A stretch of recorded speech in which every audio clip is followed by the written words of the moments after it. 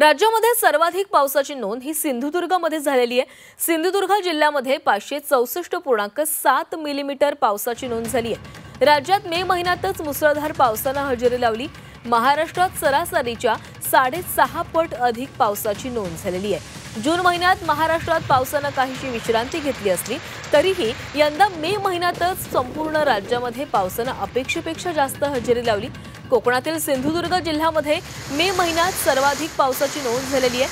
हवामान विभागाच्या माहितीनुसार 1 ते 31 मे या कालावधीमध्ये सिंधुदुर्गमध्ये 564.7 मिलीमीटर पावसाची नोंद झाली आहे। राज्यामध्ये सरासरी 173 मिलीमीटर पाऊस झालेला आहे। या कालावधीमध्ये राज्यामध्ये साधारणपणे सरासरी 26.2 मिलीमीटर पाऊस पडतो। मात्र यंदा राज्यामध्ये मे महिन्यात 6.5 पट अधिक पावसाची नोंद झाली आहे।